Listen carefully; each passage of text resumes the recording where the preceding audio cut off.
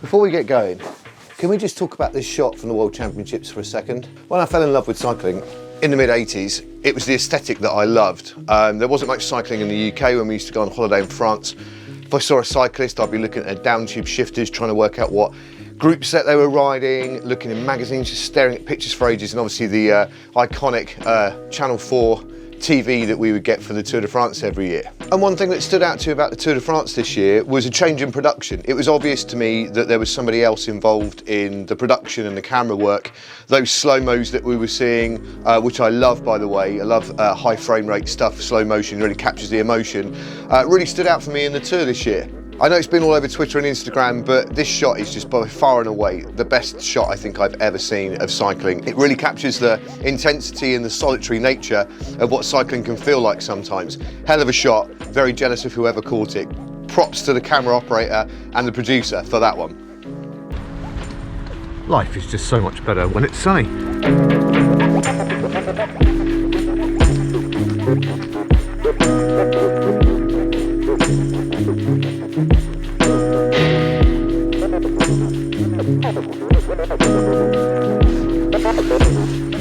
So that was an enjoyable 2K. Enjoyed that. Did a pyramid set. I find pyramid sets easy to remember, so I don't have to think too much when I go to the pool. So what I do is I do increasing 50, start at 50, no warm up, just straight into 50, 100, 150, 200, 250, 300. Each time increasing the recovery by 5 seconds. You get 5 seconds after the 50, 10 seconds after the 100, all the way up to 30 seconds after the 300. So dead easy to remember. And you do all that nice and easy, kind of treat it as a bit of a semi warm up. And then the way back down from 250 back down to 50, you swim all those at kind of threshold or CSS pace. But you increase the recovery from 40 seconds back down. So after the 250 meters you get 40 seconds, after the 200 you get 30 seconds. So you get more recovery because you're working harder. Nice easy set, done, sun's out, people are happy, and I'm going to have some lunch now because it's lunchtime. Good day so far.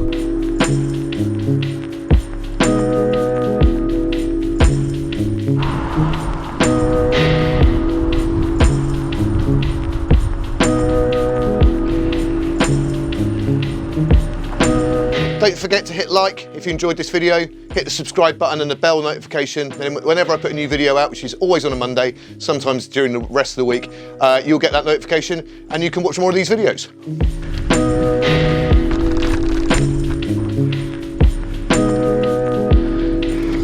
I've decided to ride up Burrington Combe and my legs are bad today.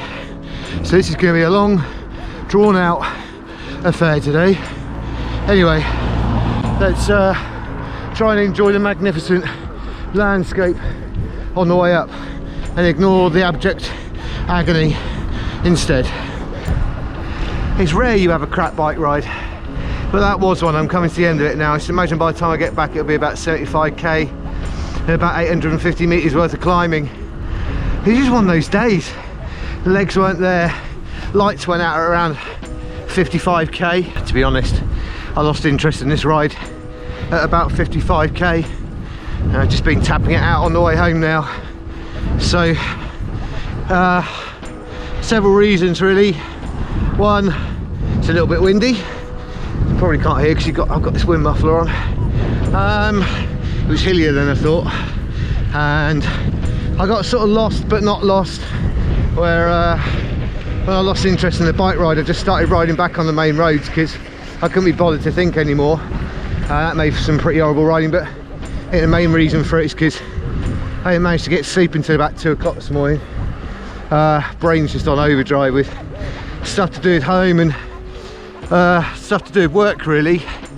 There's chaos getting ready for the start of term on Monday, and there's loads of stuff going through my mind, so I was up making notes on my phone until about 2, and it's not my style really. I like sleep, it's good for you. So anyway, nearly done now. Home for a nice well-earned cup of warm coffee to warm me up a little bit. Definitely feels like spring's on its way.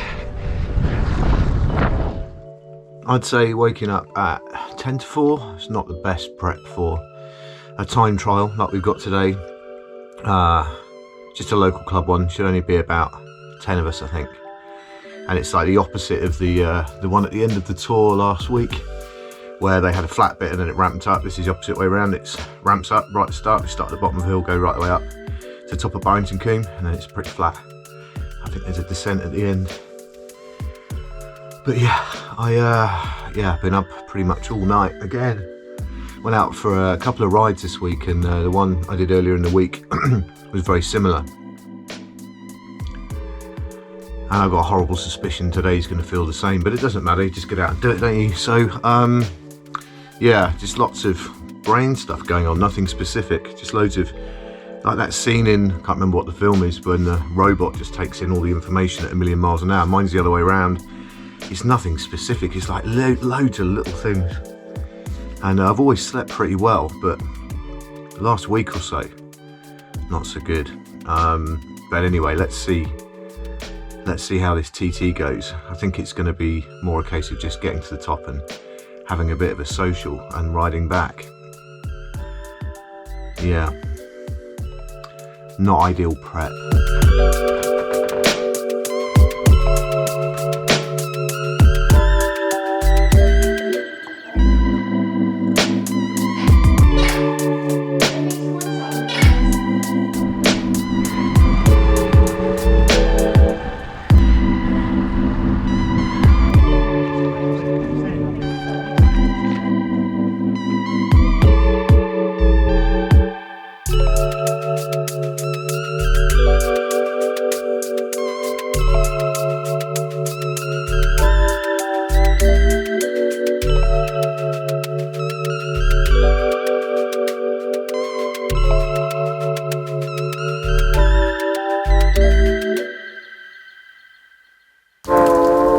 So that time trial made up my 225k I've ridden this week. Feels like every single kilometre has been tough this week. I haven't been sleeping well, as I've said previously, and that's definitely contributed to it being a bit grim. But what I wanted to talk about was the difference of things that I noticed yesterday on that time trial were quite marked. So just to fill you in on the format of what happened, I rode out to the start at the bottom of Barrington Combe, which is the climb, with a guy called Tony Dauncey. He was a brilliant athlete. He used to be an amazing rugby player. Came out of playing rugby when he injured himself and got into triathlon. He's quick, he's so strong, and that's half the problem. So we're riding out to the TT, just him and I. And yeah, he's caning it along, cruising along, chatting away to me. I'm hanging onto his wheel. And yeah, so it was a good warm up for the time trial. Then we do the time trial, and then we start riding back, and we're in a big group, and I dropped to the back, and I'm just riding with a few mates, and Tony waits for me, which is really kind of him, because we said we'd ride back together. And it was really windy on top of the hill. Tony sits on the front, I just sit on his wheel again, literally all the way home, down the descent of Barrington, back home. But what I wanted to talk about was this relationship of the fact that actually what felt hardest yesterday wasn't the time trial, it was riding with Tony.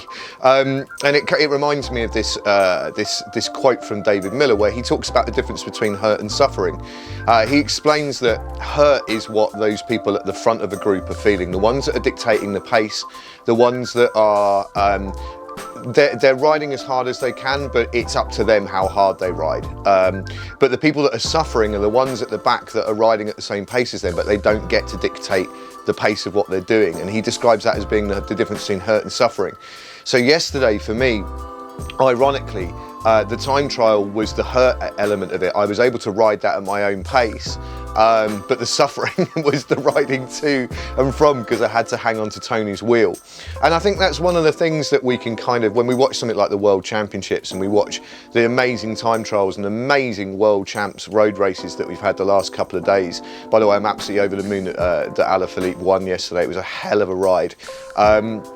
But it's one of the things that's beautiful about sport is the fact that we can relate directly to what sports people are doing, in terms of the fact that there's that other classic quote that it doesn't hurt any less, you just get quicker. I'm unsure exactly who it was that said that. I think it may have been Le Monde, I can't remember. I'll put below in the description the correct quote from that. But yeah, it doesn't matter. You know, yesterday going up the hill, I was hurting just as much as some of those guys in the pack yesterday in the World Champs. Okay, they're going quicker than I am, but the point is that we can relate to what that feels like, whether you're in the pool, whether you're on a bike or whether you're running. And I think that's one of the brilliant aspects of it. They might be going faster than us, but it doesn't mean that they're hurting any less than we are.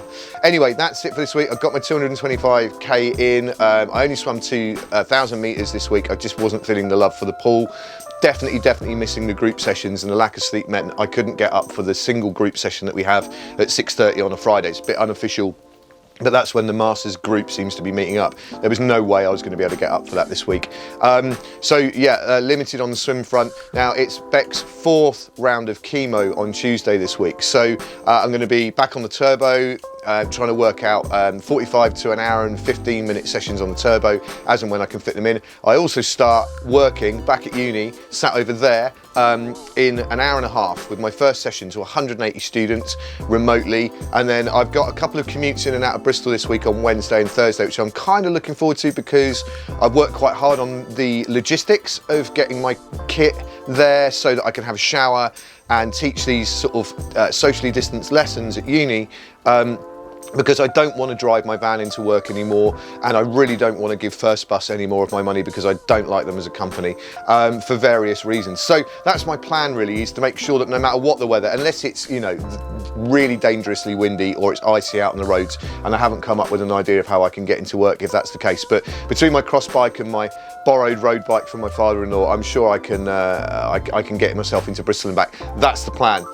Anyway, have a good week. This feels like a bit of a turning point getting back to university this week, so I'm hoping with the kids back at school, me teaching, and Beck's kind of now the other side of the hill really in terms of chemo, we can start heading into Christmas and kind of hopefully getting back to some sort of level of normality, because whatever that is like for everybody these days, but we want to be in the new normal rather than the weird normal that we're in at the minute. Anyway, have a good week.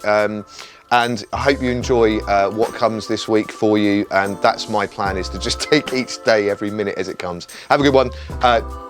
See you on the next video.